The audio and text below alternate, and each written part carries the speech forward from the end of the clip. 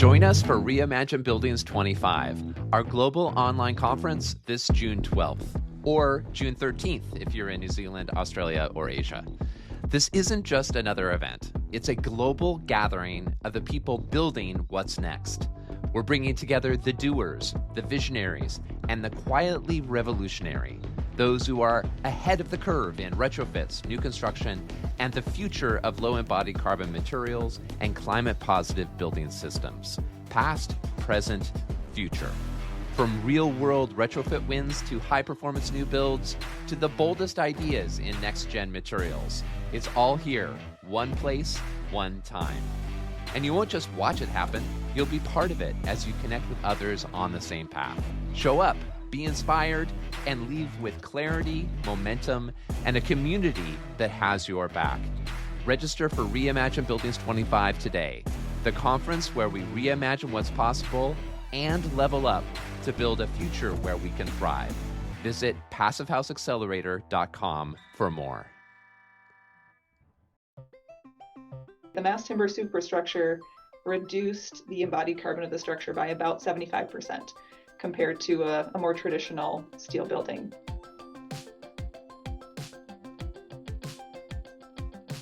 Welcome to the Passive House podcast, brought to you by Passive House Accelerator, a catalyst for zero carbon building. For news, inspiration, and connections from all flavours of Passive House, check out PassiveHouseAccelerator.com. Sign up to receive regular updates about events, get your questions answered, and contribute to the community dialogue. There's loads of free information for experienced professionals and people just starting out on their Passive House journey. We hope to see you at one of our weekly Passive House Accelerator live webinars. In the meantime, here's this week's Passive House podcast.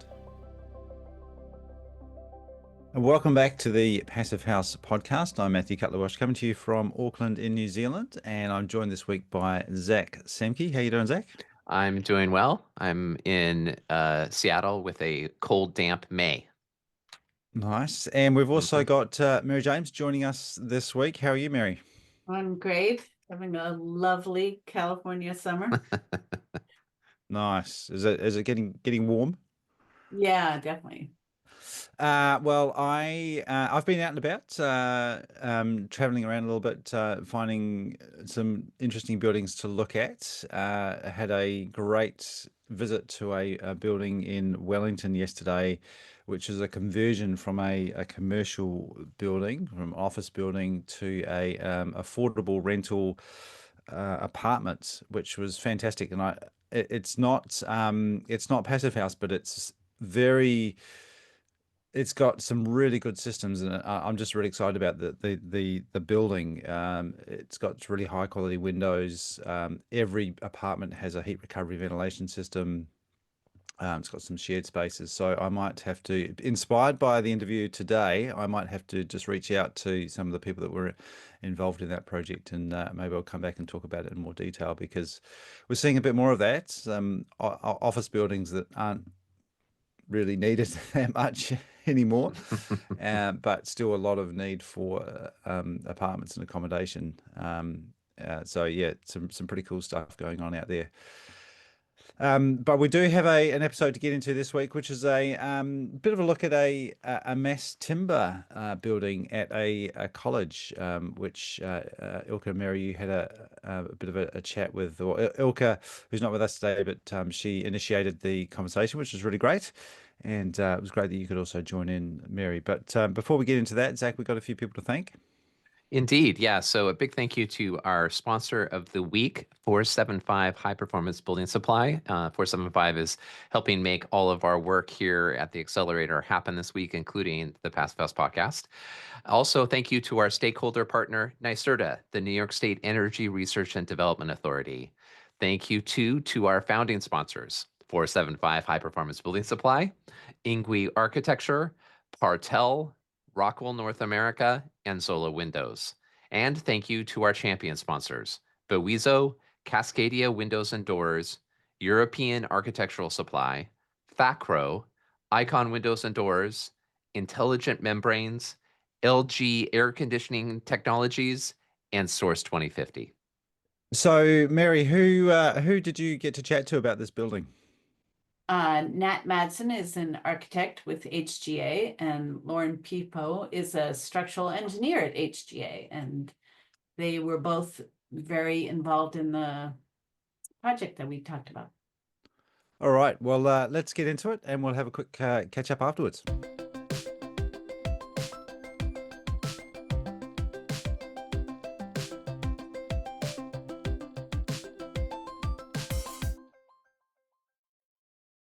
So welcome to the Passive House Accelerator podcast. We will be talking about the Barry Mills Hall and Gibbons Center for Arctic Studies at Bowdoin College, which is Maine's first mass timber building and aligns with Bowdoin's goals for being carbon neutral.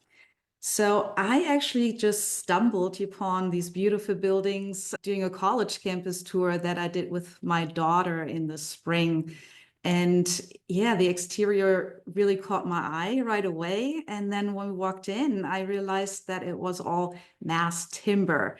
So I was so excited about that. And I asked the poor person at the entry all these questions, but then just kind of decided that it would be really great to hear from the people who designed and built the project.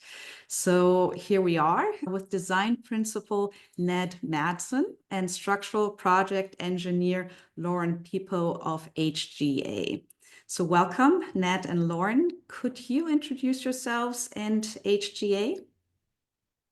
Sure, I'll start. Ilka, I'm Nat Madson. I'm an architect with HGA. I'm based in Minneapolis and also teach at the University of Minnesota Design Studio. We're really excited to be on this program. We have an office here in Minneapolis, but we have offices around the country, including in Boston. So a lot of our Boston colleagues helped, because of proximity with Bowdoin College, helped on the project. Yeah, and I'll jump in next. Thank you, Ilka, for having us. My name is Lauren Piepho. I'm a structural engineer at HGA, and I work on a number of different building types, different material types, but I really have a passion for, and I really specialize in the design of mass timber structures. And that all started about, almost a decade ago now, with really just this interest in mass timber and wanting to see if it was possible to kind of build and create a mass timber practice at HGA. So Bowdoin was at the beginning of that effort, and it has since spurred a lot of other really exciting work. So I'm really happy to be here with you all today to talk about it. Thank you. Great. Well, that gives us a great jumping off point to give us a little bit of background about how you both got involved in these projects. And I just want to say that they are two different buildings. It's Mills Hall and then also the Gibbons Center for Arctic Studies. And a little bit of the timeline. How long ago did you both start working on these projects? Maybe I'll start. Yeah, a colleague of ours was a Bowdoin grad and had some connections still with folks that were working with Bowdoin. And we found out about this project and interviewed for it. And that was back in, I believe, the fall of 2018. So a while ago. And in fact, this project went on hold for a year during the pandemic. So I believe it was completed in spring of 2023. And that was with a 1-year pause. But so basically we interviewed, and the practice group that both Lauren and I work in Lauren does all kinds of projects, but we work with arts, community, and education projects. So oftentimes that involves higher ed and museums. And we were really kind of well suited for a project like this, which, Mary, as you mentioned, it's two buildings with a kind of array of different programs. So the Gibbons Center for Arctic Studies is a kind of catalyst for research on the Arctic. It's a place for faculty and visiting faculty to come and discuss and research really important topics around culture and climate and all kinds of issues around the Arctic. It includes the Perry McMillan Arctic Museum. So there was a large kind of gallery and exhibition component to the Gibbons Center for Arctic Studies. And then Mills Hall is really an academic building. It provides office space, classrooms for Bowdoin. It includes an event space for 300 people. It includes a cinema. It has restrooms, Ilka, that are open to the public. But really, so it is two different buildings, but it's a single project. And in fact, the buildings are connected below grade via a link, and they share systems. And so it is sometimes it's even kind of complicated to explain the project because it's two buildings with two very kind of different kind of functions. Yeah, and Nat mentioned I do quite a bit of work with our arts community and education group, but I really wasn't necessarily tuned into this project until mass timber started to be put on the table. And that's when I was brought in as somebody with the expertise to try to see if we could make mass timber work on this project and kind of carry it through to the end. And that did happen very early on in the project. It was something that the college was interested very early on, something the design team was interested in.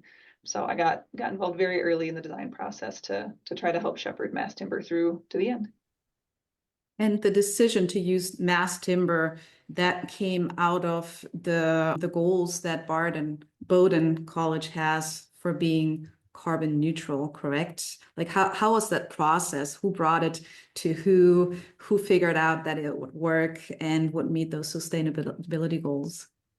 Yeah, it's a good question. So Bowdoin has this, I mean, you know this, Ilka, because you've been on campus. It has this really kind of beautiful setting where it's surrounded by groves of pine trees. And the pine is an almost kind of symbolic, has a kind of symbolic character on campus. They have something called the Puccinian Society, which is this kind of literary group that's based, the Puccinian is like a Greek word for pine. There's this really cool Hugh Stubbins tower from the mid-60s that's modeled after a pine tree. It's this kind of brick brutalist building. And so it felt, and then our site, Ilka, you know, because you've been there, our site actually had an existing grove of pines, and then it was a parking lot adjacent to that. And so it felt, in a really kind of maybe superficial way, felt like, oh, what if this were a timber building? It feels like it would make sense here on campus. And we're in this state of Maine, which has this rich cultural history as a working forest. So we'll use locally sourced timber, and we'll propose this as a building system. And of course, that wasn't really the case. Maine doesn't have a strong kind of timber production, or at least not at the time, timber production economy. But thankfully, our contractor was also really excited about mass timber and was serving on a kind of a mass timber buildings, I don't know, committee or something in Portland, Maine.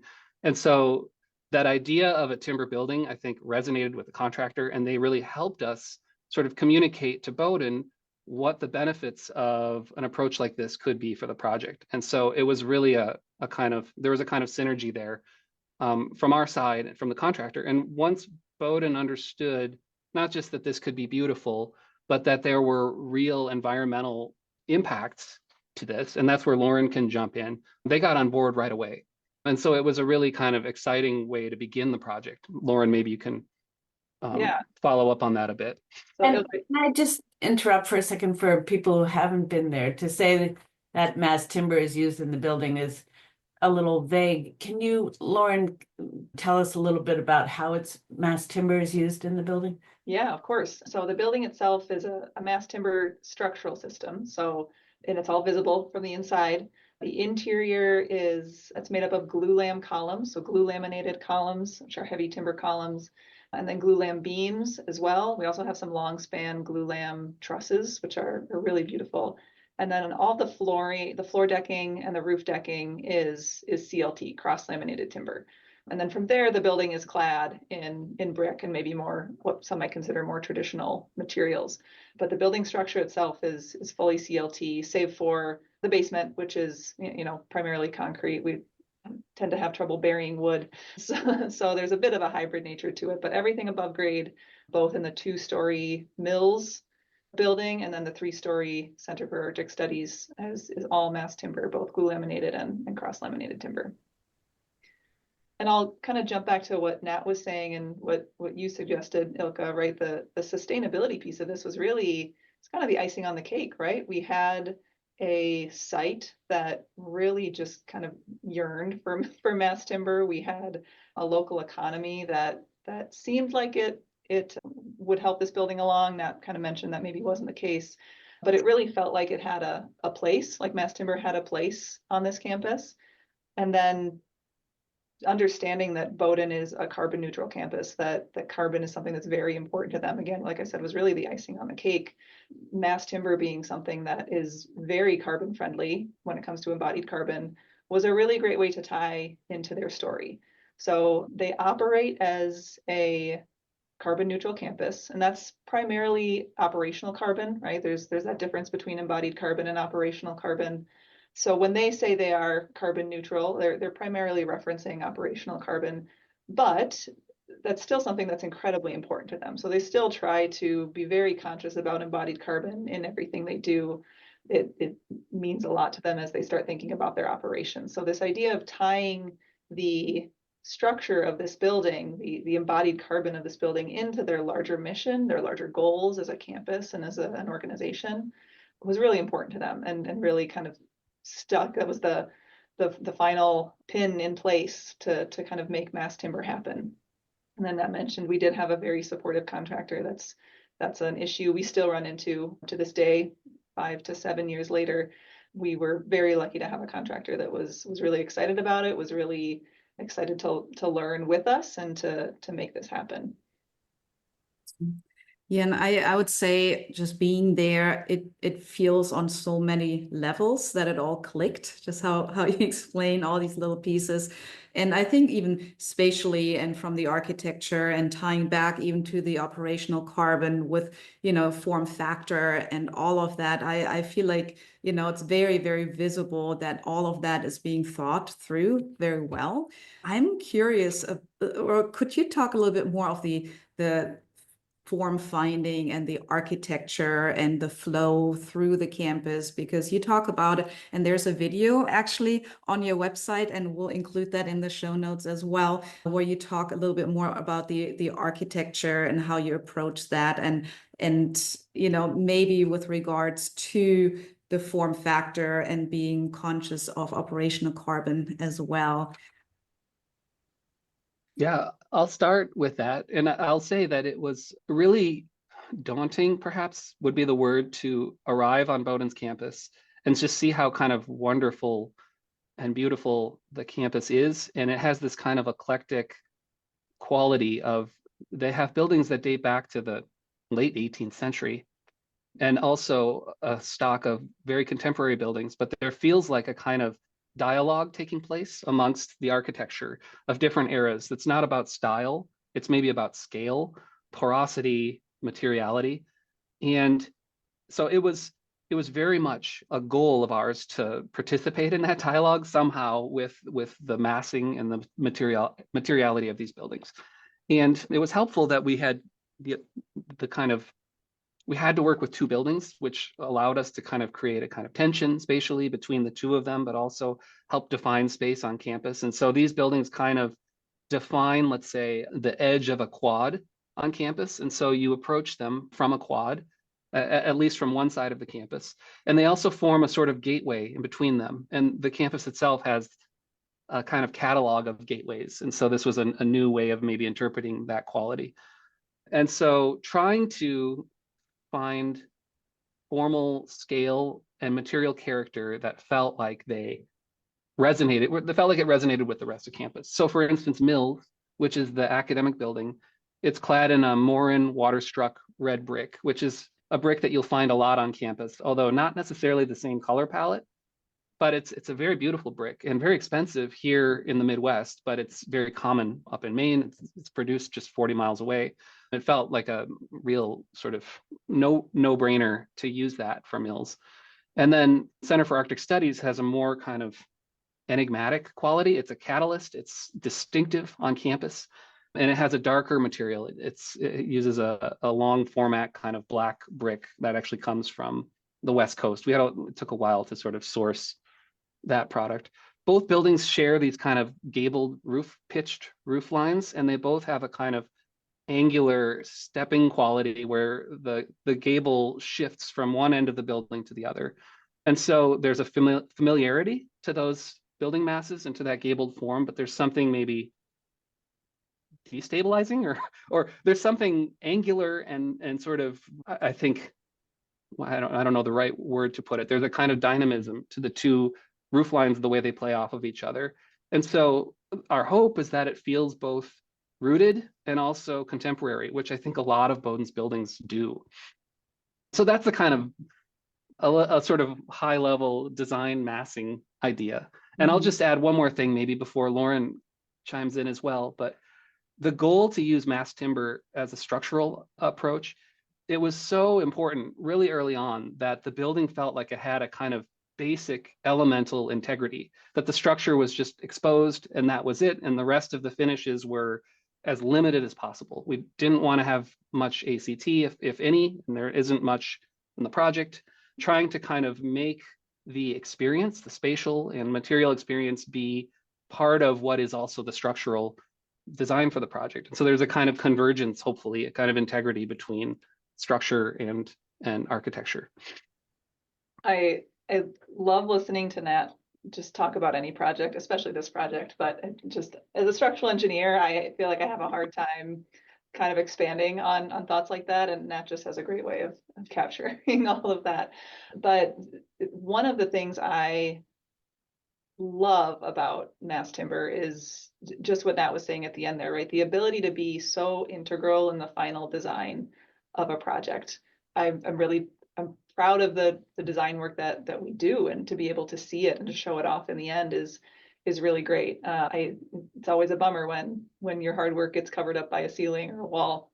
So that is partially why I love working with mass timber so much.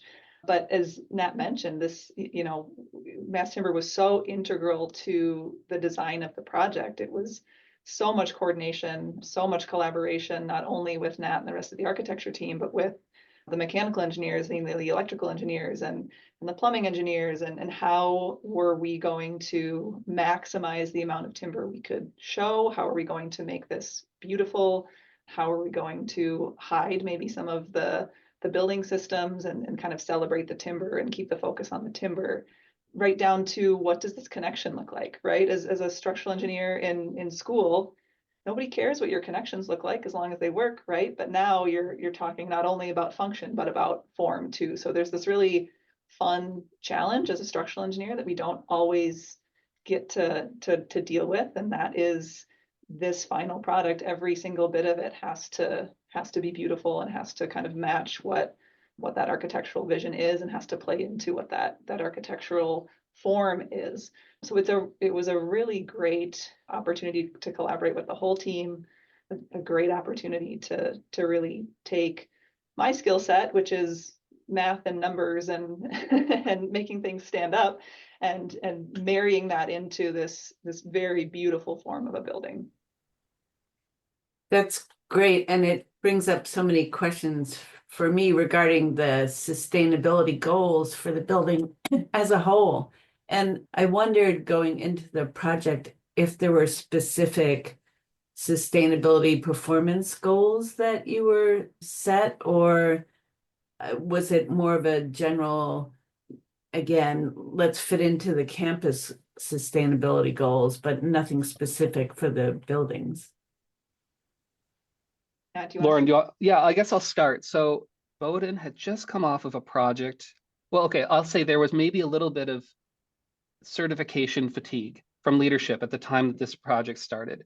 And so we didn't pursue any certification. At the same time, it was pretty clear early on that Bowdoin has this decarbonization commitment, and that they have very strong kind of sustainability sensibilities and goals, and that there's a strong student presence and faculty presence that are advocates for sustainable building practices. So it was kind of interesting. We didn't have targets necessarily, but at the same time, we knew that the expectations were high for building performance and sustainability. I was wondering, Ilka, if like this is not a FIAS project. I wish it were, or maybe at the time, I don't know that we knew how to go about FIAS certification for a hybrid program like this, especially one that's kind of energy intensive with the galleries and needs to maintain humidity levels and temperature. It's something, though, that we're hoping to pursue now in future kind of museum projects. And it feels, just looking at your website and podcast series, there are a lot of opportunities for that in the future. And at the same time, I think Bowdoin has 5 FIAS certified projects, including student housing project adjacent to our project, Park Row Apartments, I believe, and then also a coastal studies center. So somehow we slipped into a position where we weren't pursuing FIAS, we weren't pursuing LEED. Maybe I'll follow up by saying it was pretty important right away that the building be independent from campus steam. as a means of working towards the decarbonization goals. And so that meant all electric systems tied to Bowdoin's campus PV array, and no connection to campus steam. So that was a kind of big one that was, again, a pretty early goal from the outset from the client. Which isn't, you alluded to this now, that isn't necessarily easy in with some of these programs, right? The museum program is very demanding from a humidity and energy level standpoint. And so that idea of an all electric building, a fossil fuel free building, was something that was very important and was certainly a challenge, I know, for our mechanical engineers as well. So guiding the campus kind of towards that, again, that goal of decarbonization, very important. And this building certainly met that. And I know they're looking to do that on future buildings on the campus as well. And then with the mass timber aspect, even though there weren't any goals, we still did quantify that decarbonization and that carbon savings for them with the mass timber structure. So part of vetting out this mass timber structure and making sure it was going to pencil out both from a design perspective and frankly economically was looking at a life cycle analysis to understand what the carbon savings, for lack of a better word, what the carbon savings would be when we shifted from a building that was made using more traditional materials to something using mass timber.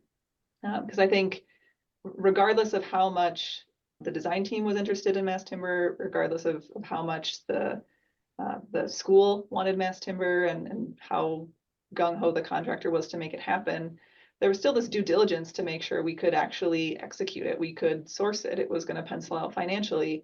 So early on in design, we still carried two structural options. We designed two buildings. We had a mass timber building. We had a steel building as almost kind of the fallback, right? Like if mass timber doesn't work, this project can still happen. We all want mass timber to work, but ultimately, the project has to go forward. So we did a life cycle analysis on both.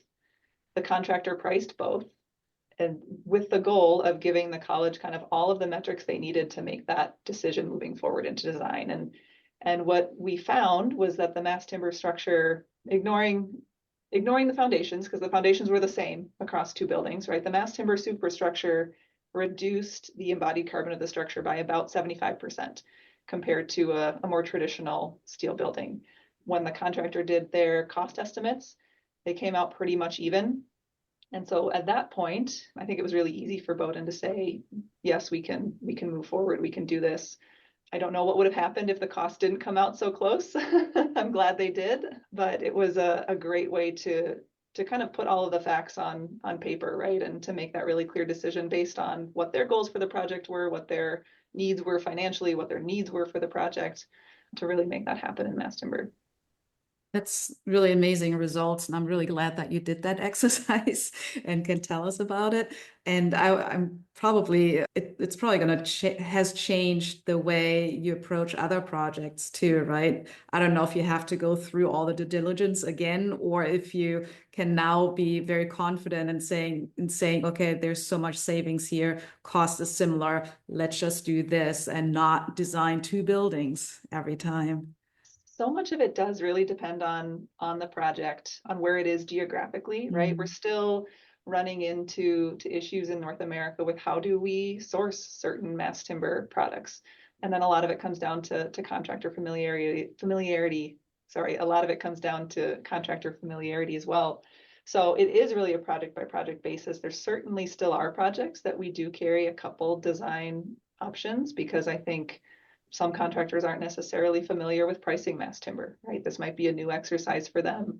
Or if we look at, say, the lumber volatility, the price of lumber volatility in 2021 following the pandemic, that was a rough time for timber buildings, right? When we were seeing lumber prices at 3 times what they typically were. So we're always kind of trying to plan for uncertainty and instability like that, and to try to make sure that projects have a path forward regardless. So there certainly are some studies that have to be done early on. But at this point, we've got a really good feeling for carbon savings when we're talking about different project types and different material types. But that cost question in the lumber market especially has been a tricky one over the last few years. So where did you source the mass timber? Because that was actually one of the questions that I asked that poor person in the entry, because I was very curious about it and he could not answer that. So yeah. That's a great question. I know Nat spoke to kind of the local timber market of Maine and how it wasn't necessarily set up to source lumber for a mass timber project. So we started out the project assuming it would come from a North American supplier, whether that was a supplier in the Pacific Northwest or there are a couple in Canada as well. But what ended up happening is that all that timber came from Austria, came from Europe, firm and a CLT producer called KLH in Austria, which at first was kind of surprising, I think, to the whole design team. But when we started looking at the metrics, at the logistics, it all kind of started to make sense. So on the one hand, Maine is obviously on the East Coast, very close to a lot of major ports. And so that travel distance from Europe wasn't so much farther than the travel distance from the Pacific Northwest, where most of the mass timber producers in North America are. Europe also has a really well-established mass timber economy. They have been using mass timber for far longer than we have in North America. A lot of those suppliers are just a lot more well-established.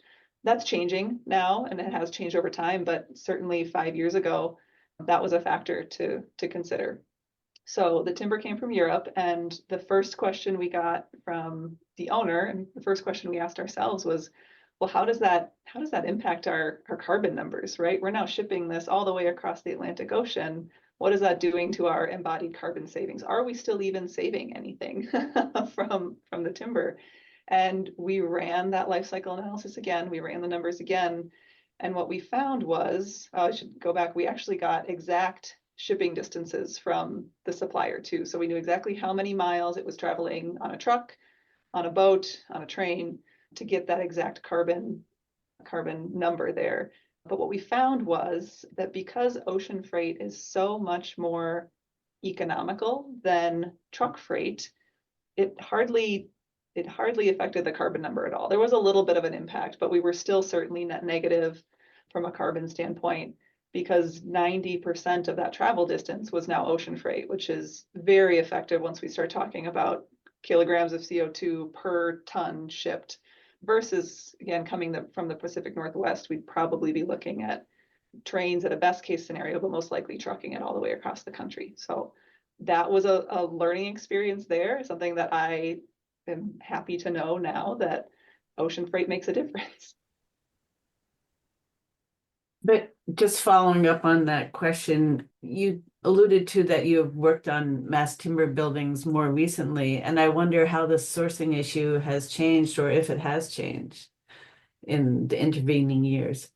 It has changed a bit in that there are more plants coming online in North America. Their capacity seems to have increased, but the biggest piece, I think, is that more contractors are becoming familiar with it. More contractors know who to talk to and who to contact and where to reach out to.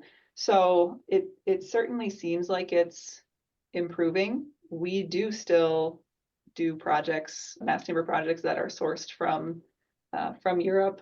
We actually did one in the Minneapolis suburbs here shortly after Bowdoin that was sourced from Europe, which also felt kind of strange coming all the way to the Midwest, but that's how it penciled out. But we are seeing, I would say, a larger percentage of our mass timber projects now coming from North American suppliers. I'm working on a mass timber project right now where we're looking at sourcing from either Ontario or South Carolina for a project here in Minneapolis. And so those are closer, and both were not options back in 2018.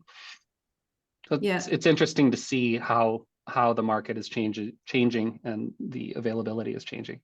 Yeah, and I also, want to say, oh, sorry, go ahead, Ilka. I was just going to add, sometimes it's really interesting too, because I've worked quite a bit with mass timber as well, that even if you go to a North American supplier and they are producers, they might still import some products as well. So I think we're probably not quite there yet, where everyone can do everything, where it still is probably always some kind of a hybrid between production and import as well, depending on availability and cost.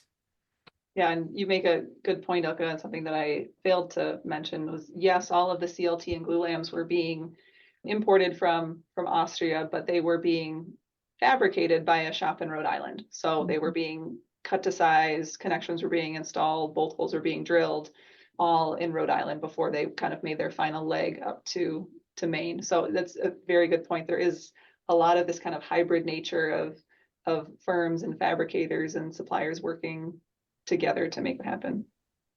It was also interesting to note that it felt like what KLH was producing and shipping was very much a kind of commodity product. How much quantity, how much can we fit in a shipping container? And what the fabricator in Providence was doing felt very artisanal. I mean, they're very skilled, and the type of work they were doing involved a lot of precision and craft. And so it was impressive to see the work that they were doing to kind of assemble and install. So how did that process feel to you, and how did that impact your design kind of process? Because everything, I mean, it's prefab, so everything has to be designed, and parts-based modeling has to happen before, which has to align with your architectural design intent, and then just coming down to the drilling of each hole, and then going into the assembly on site. Like, how did that feel for you? It was, I'll use the word collaboration again. There were so many different parties involved in a very collaborative process, and everybody was really just willing to roll up their sleeves and get their hands dirty. So Nat kind of alluded to this, that with the timber coming from Europe, we were now limited by how large our members could be. They had to fit in a shipping container. So how are we going to detail this 60-foot span truss so that it can be shipped in pieces and assembled in Rhode Island or assembled on site, right? Because we're limited by about a 39-foot dimension in a shipping container. Where are we going to cut our walls? Where are we going to cut our columns? How does that align with what's happening architecturally and visually in that space? So there's a lot of discussion happening there. And then a lot of discussion with the fabricator, who they had gotten their start, probably decades and decades ago, as a traditional lumber framer, right? They've been around long before mass timber and CLT, and had kind of pivoted into this ability to bring that, I'll call it old school timber framing idea, into mass timber. So they brought a lot of really great ideas regarding connections, and here's how we can frame this. And we could maybe not use one of these newfangled, really cool modern connections. We can do this with a mortise and a tenon, and kind of put this building together, maybe like it would have been in some cases, decades and decades ago. So working with them was a really great experience to hear how they were going to put it together, right? What type of ideas they had for framing to this. And I think we did a really great job collaborating with them and kind of understanding what they could bring to the table, as well as what needed to happen structurally and architecturally. I have more questions, Mary, unless you do. Oh, well, I was thinking that, Nat, maybe you were going to follow up on how it affected your thinking about, the design of the building, and also maybe going forward, how that has affected the current mass timber project you're working on. Yeah, good question. So I would say everything Lauren just said, I agree with. It was a pleasure and a learning experience to work with these really skilled tradespeople that have been doing this for a long time with sort of heavy timber framing. And so my expectations were everything would be sort of figured out ahead of time. We'd be picking expensive concealed rotoblast sort of connections and moving forward. And they were finding these kind of opportunities for, let's call it VE, less expensive connections that were actually really beautiful and required just skill and attention to execute. And so to be able to sort of collaborate in those meetings and sort of work through how everything would come together was really fun. Now, is that affecting the way that the current project is going? I couldn't tell you. The current project is different. It's a hybrid stick CLT frame, and it's a very different kind of maybe approach than the glulam structure with the CLT decking. So for the glulam structure, you still basically need to build walls, right? Were those walls also prefabricated or were they site built? So the exterior walls for the building were site built, and they were actually cold form. So we did have CLT shear walls as part of this process for the lateral system, but that didn't encompass the entirety of the exterior wall system. And in fact, because of our construction type, I think we were limited by what the makeup of that exterior wall could be and what sort of combustible materials could go into that. So that was one of the concessions that was made, I'll say, with regards to the mass timber building, right? The exterior wall is still framed with cold form that serve as the backup wall for that brick. Even just understanding how that wall was going to be detailed and connected to the CLT and supported by the mass timber structure, and that interplay between trades, right? Mass timber and your cold form supplier and installer, and who has maybe not dealt with a mass timber building before, right? There was another layer of collaboration there that was required to make that happen.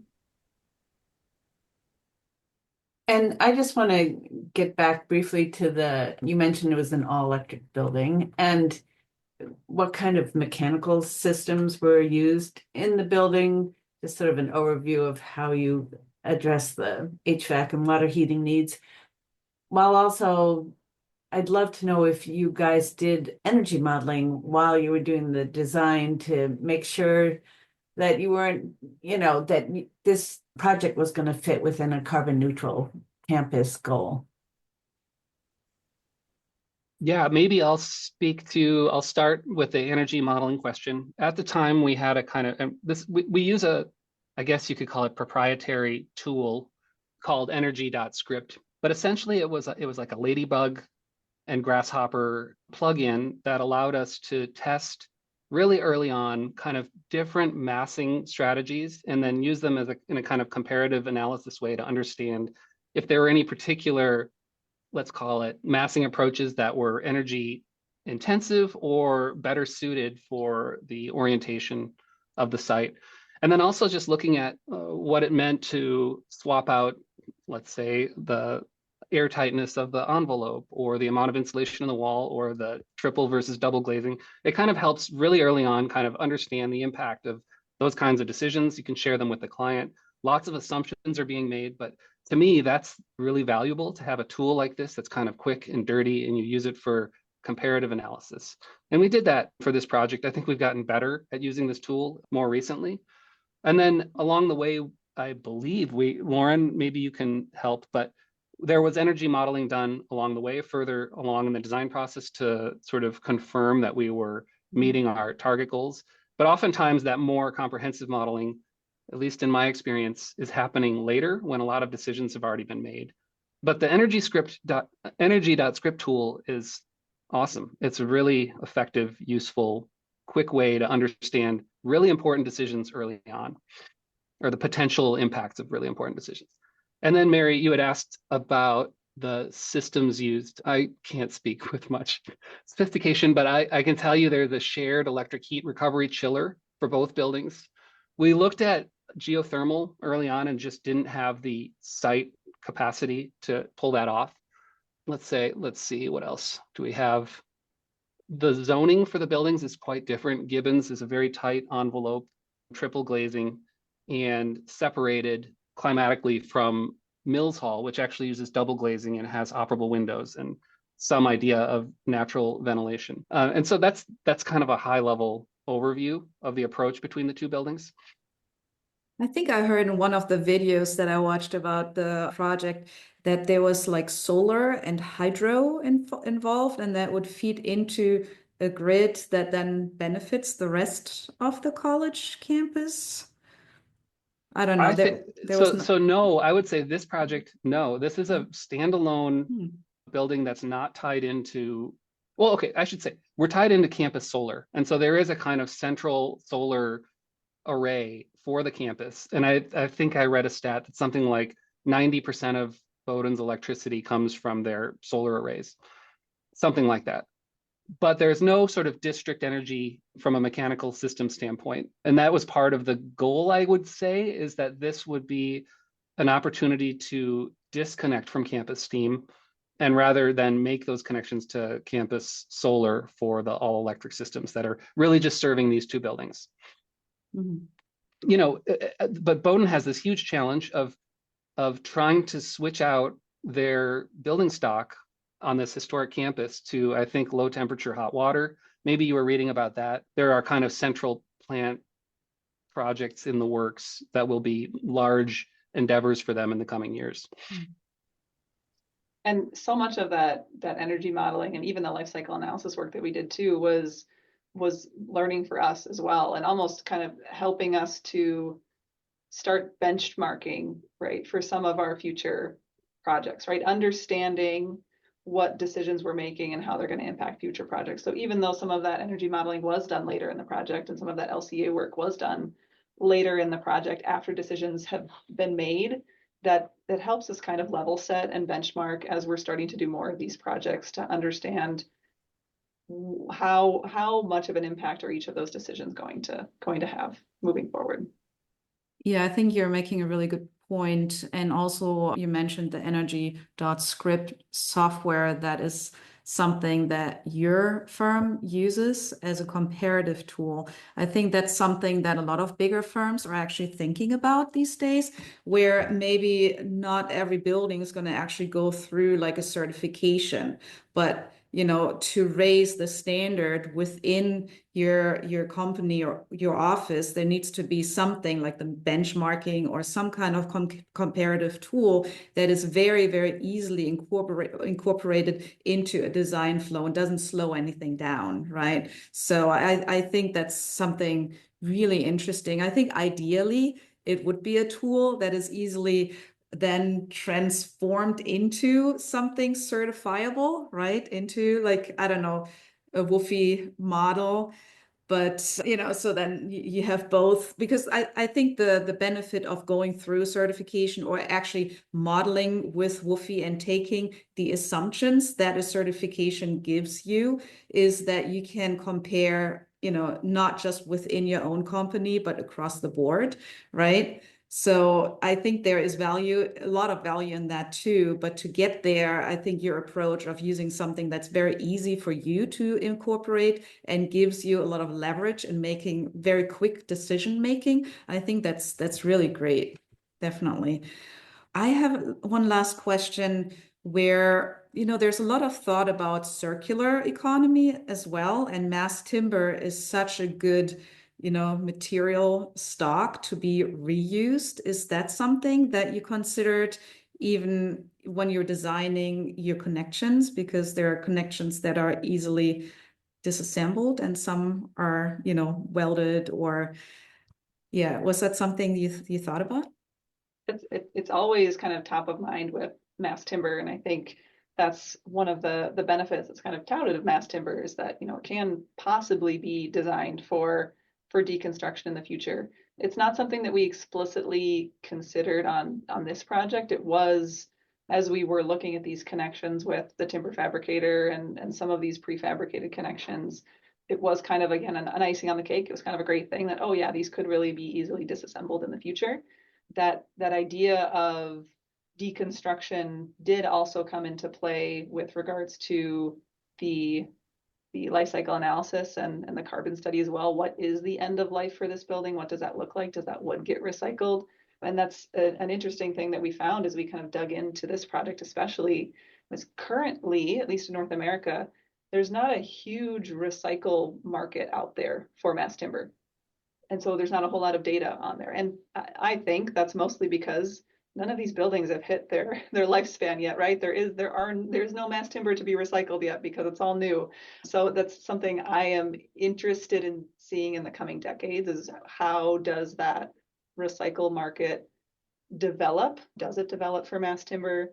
And what does it look like? Is it reuse? Is it breaking it down and turning it into another product, which is very common with other wood products as well. I'm sure it will happen once there's a demand for it, once all of these buildings kind of start to reach their usable life, but it's not something that has really been developed yet. Just to add to that, it was pretty recently you did a podcast on deconstruction, right? Which was really fascinating. And I'm really interested in the relationship between adaptive reuse and deconstruction. And adaptive reuse has for a long time been top of mind for me, but maybe less so deconstruction, especially the specifics of it. And so becoming more aware of that, I think, is important. But this idea of, I guess I talked about earlier about integrity, that the building has this sense of being simple, that there are hopefully fewer layers, fewer products, fewer systems. There's something to that, I think, that there's a kind of complexity that emerges from buildings that are maybe doing less, but doing it better, which I think lends itself to adaptive reuse, certainly, but also perhaps deconstruction. And that's all I have to say. I think it's worth more conversation and thought on our end on how to better sort of set up buildings for a kind of circular approach. But I'm a strong proponent of the kind of simple, and it's really difficult to pull that off. Even in Cass Mills, like, it's not simple. And some of my maybe assumptions about what should be shown or visible from a system standpoint are complicated, and they involve more cost and coordination. And so sort of always evaluating like these decisions and the impacts that they have. Yeah, I think for me, what's interesting about it is just it's another lens to look through. If you think about deconstruction, I mean, as you said, simplicity in constructing and deconstructing, the amount of material, but also very much the layering of it. Like, can you take it apart? Is it something that's adhered? Is it something that's screwed together? Because both are possible. It's a decision that you make, and it really depends on what lens you look through, to kind of, in order to make that decision. So, yeah. Mary, do you have any more questions, or is there anything else that you would like to share, Matt and Lauren? Gosh, I feel like we've hit just about everything. Nat, is there anything I'm missing?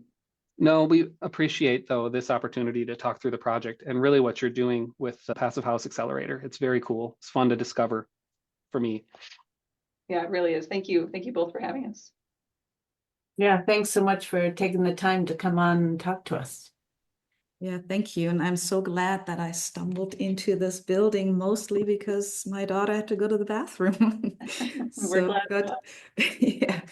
Yeah, you never know, right? You just have to keep your eyes open. So thank you so much. This is a very impressive project.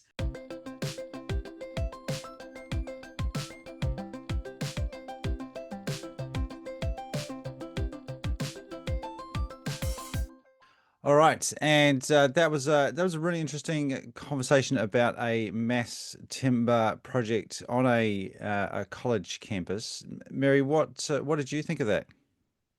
Well, I mean, it was just exciting about hearing about a Center for Arctic Studies, first of all, but also just the whole. I was struck by how the mass timber process mimics any passive house building project, where having brought in the idea of building with mass timber early on in the process was such a big benefit. Just like if you're aiming for passive house, bringing that into a project process really early on is so helpful. So I thought that was really interesting. Yeah, definitely. I mean, that a couple of standouts for me was that importance of early decision making in the design process, both from an energy point of view, but also carbon. And some of those decisions that are made really early on can influence that. But also that whole getting the data of different materials and figuring out what's actually going to be best for an overall carbon approach. Zach, what about yourself? Yeah, well, kind of connected to that was the, very low emissions that are caused by shipping across the ocean, which it's always interesting to hear about. But also I thought interesting the impact that the shipping containers had on the constructability or how the pieces of mass timber came together, because they're limited by the length of the shipping container. Yeah. So just one of those, things that you don't necessarily think about it going into it that become probably pretty critical in terms of the details of the project. Yeah.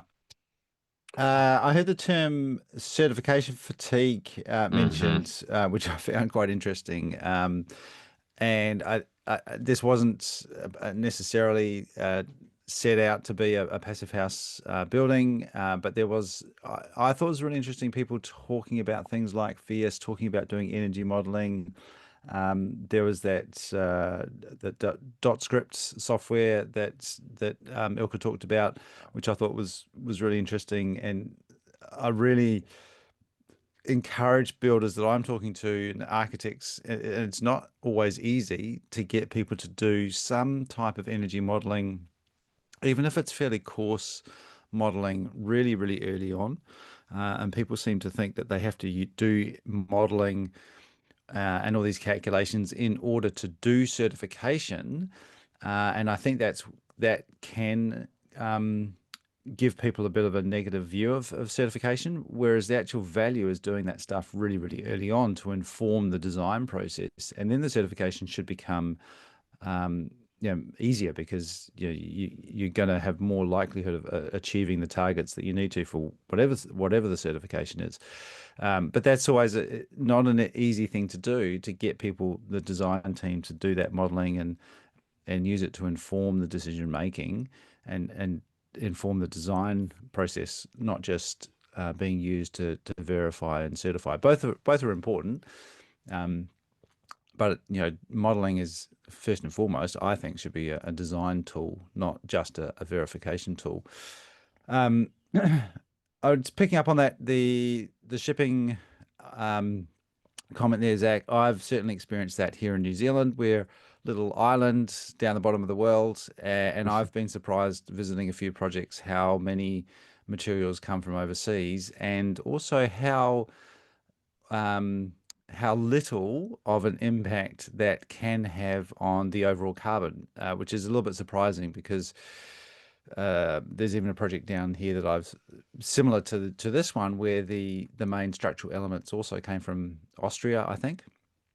And that seems counterintuitive when we grow lots of pine trees here in New Zealand, but they're not necessarily the right ones. We don't have the factory to create these engineered beams, and our process here may not be as efficient. And I know that this is the case for some window manufacturers as well. They can have highly efficient, larger factories somewhere else, and sometimes those materials or products put on a ship and traveling here seems like it would have a high carbon impact just because of the distance, but because shipping is so much more efficient than a lot of other forms of transport, it actually sometimes may be fine. And I think that's the value of doing detailed LCA and life cycle analysis, because you don't know those numbers until you actually do the calculations and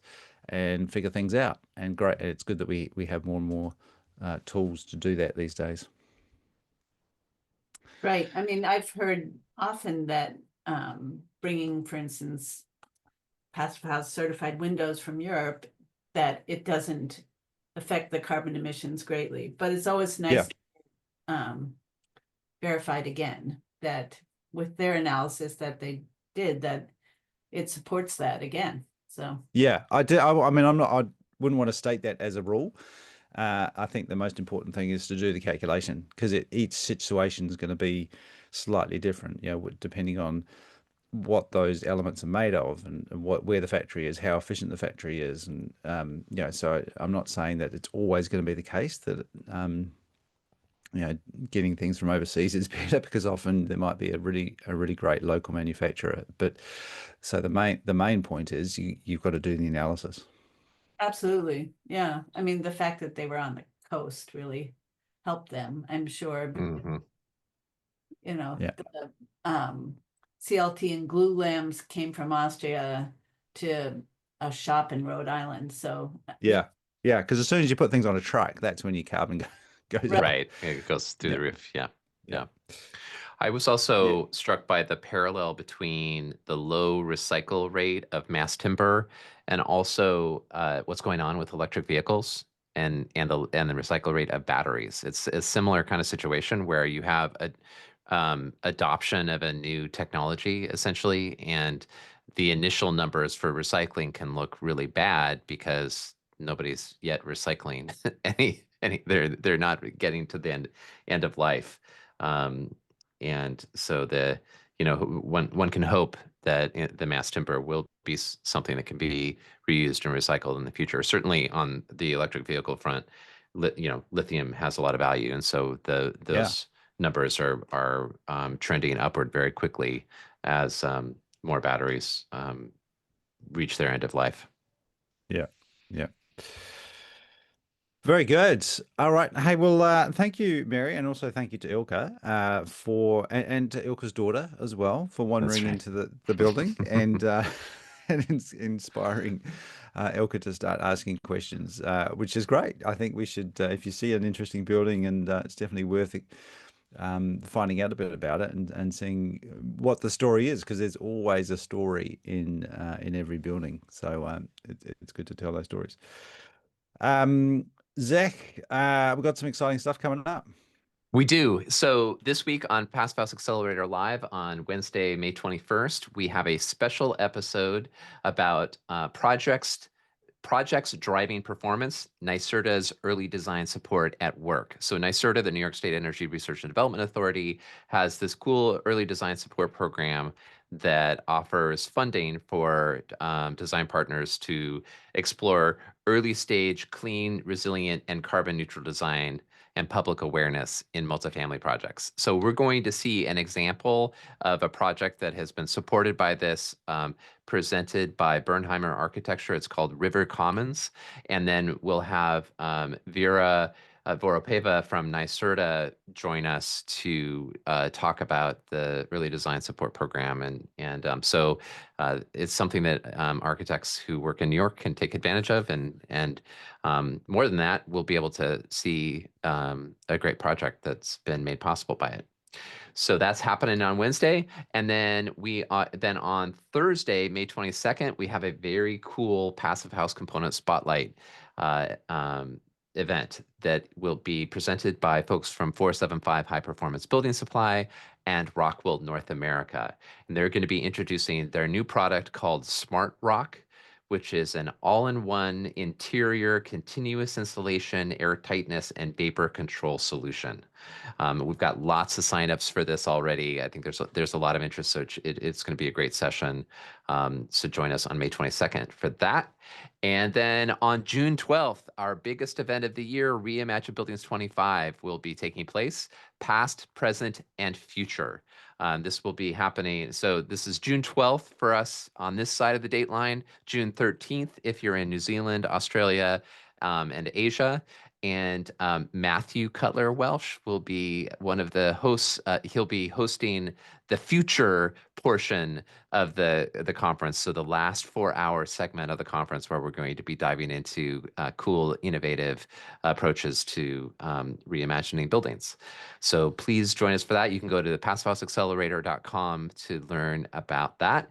And finally, on the Reimagine Buildings Collective, which is our membership community where we bring together building professionals who are stepping up to create clean and resilient buildings, we're launching a brand new fireside chat series that's hosted by Michael Ingui, the founder of Passive House Accelerator.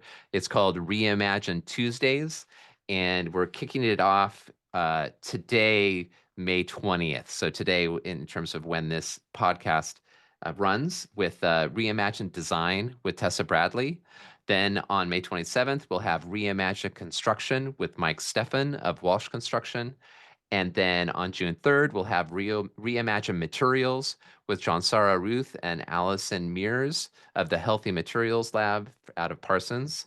And then we'll go back to Reimagine Design. So this really cool rotation of design, construction, materials every Tuesday, and you'll have a chance to ask these experts lots of good questions as well if you're a member of the collective. So join the collective and you can be part of that. I think that's it for Awesome. me. That's there. Yeah, there's a whole bunch of stuff there. If you missed any of that, if you want to check it out, then head on over to the Passive House Accelerator. And also, if you're not already a member, definitely jump into the collective and reimagine, because that's where a lot of the good stuff is going down. Particularly that event coming up in June should be very, very good.